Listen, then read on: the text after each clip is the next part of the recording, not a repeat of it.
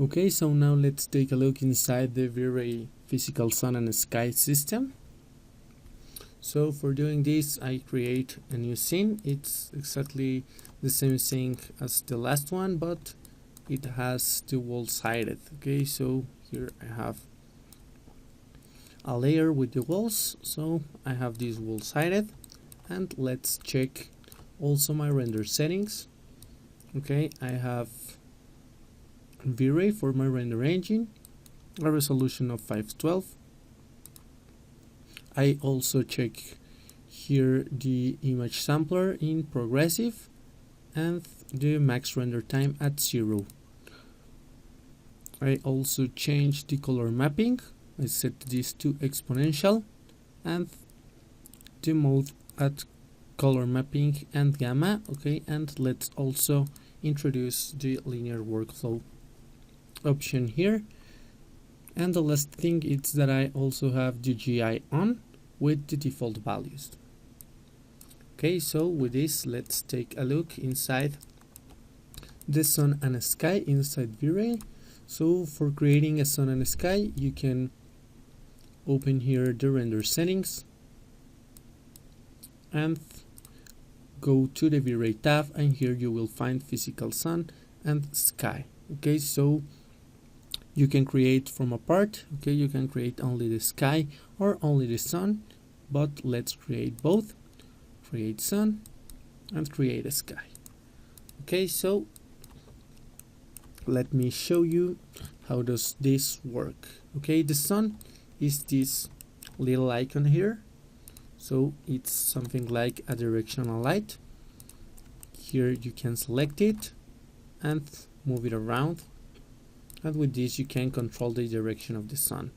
Okay, as I told you, this is physical, so if I move the sun to the bottom, I will have more orange colors, and if I move it here to the top, I have more blue colors. Okay, something that it's very physical accurate. So let's place it somewhere here. And the other thing is the sky. Okay, so let me show you how does the sky works. So I have here this tab that says environment, and you see here that it has override environment, and this is check it out. Okay, so here I have some connections in the background texture, GI texture, reflection and refraction texture, and if you click over here, you see that I have the V-Ray sun shape. Okay, and this is exactly my V-Ray physical sky. This is connected inside the environment. Okay, so the physical sky works inside the environment, and an environment works with the GI. Okay, so if I turn off the GI, the environment will not produce any lighting, because the environment is not producing any lighting. The environment is only sampling with the GI all the color information and introducing that colors into my scene. Okay, so it's very important to understand this. I have my environment, and in this case my environment that it's a physical sky, it's placed here in the environment, so it will only works with the GI turned on. Okay, so here you can see that this is working with the GI texture. Okay, if for example I don't want to see the sky in the background, I can break here the connection for the background and only see for the GI for the lighting. Or if I don't want to see the sky in my refractions, I can do exactly the same, breaking here the connection. Okay, so this gives us a lot of possibilities that are very nice and great. So now let's move our camera, let's place it somewhere here, and let's render to see what is going on. And as you can see, my render is completely white. And what is the reason of that? Because I told you again, this is physical accurate. So I have a physical accurate sun and a physical accurate sky. And what do I am missing? A physical accurate camera. Okay, if I don't have a physical camera, the physical sun and sky will create this blown out problem. Okay, so I have two solutions here, the incorrect one and the correct one. Okay, the incorrect one is to select the sun and reduce the intensity multiplier. Okay, but remember that I can't tell the sun, oh, I need you to be less intense. Okay, I can't control the sun, so in V-Ray I can't control the sun too. Okay, to be physical accurate all the time,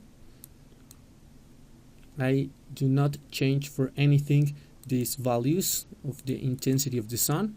Okay, so what is the correct solution is to create always a physical camera. So let's select our camera, go to attributes, V-Ray, physical camera. And here I can select a V-Ray physical camera, and as you can see I have an F number of 8, a shutter speed of 200 and an ISO of 100. These are very nice settings, and if you shot a real photograph in an exterior, something like this, with these settings, it will work very well. So in V-Ray it will also work very well. So let's place our camera and render. Okay, and now you can see the result of our physical sun and sky. Let me show you how does this can work if I turn off the override environment. Now I only have the sun but not the sky. Okay, so if I, for example, turn off the GI, I will have only the direct light that comes from the sun, but I don't see the sky. Okay, I see the sky in the background because I have here in the environment that it's connected at the background texture, but I don't have any illumination from the sun, from the sky, because it is introduced by the GI. Okay, this is something very important with all this environment part here. So let's see the other options that we have.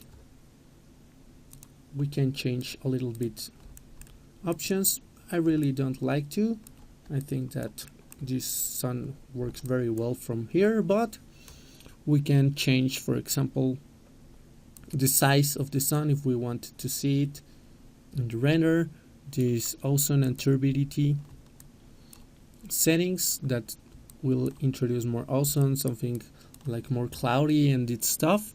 And we can also create the sun invisible if we don't want to see it in our render.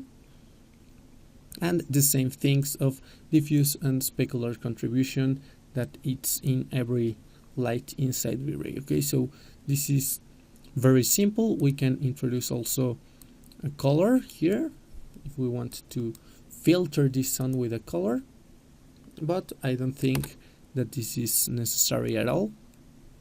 And we can change also the sky model to something like an overcast sun and sky if we want to, or this sky clear option that it's pretty much the same than the Paramet et al. Okay, so this is all for the physical sun and sky. It is very simple. Just take a look what happened if I move the sun down. This will work in a very physical and correct way. Okay, now I have more orange colors, and also it decreases a little bit the intensity if I do something like this. Okay, if I move it down, I can see that this effect will change a lot here with the colors. Okay, so something like a golden hour here. You can do whatever you want. It's a very nice feature that we have inside V-Ray for exterior lighting. So with this, let's continue and see how can we introduce an HDR to create also an environment. So let's see this in the next lesson.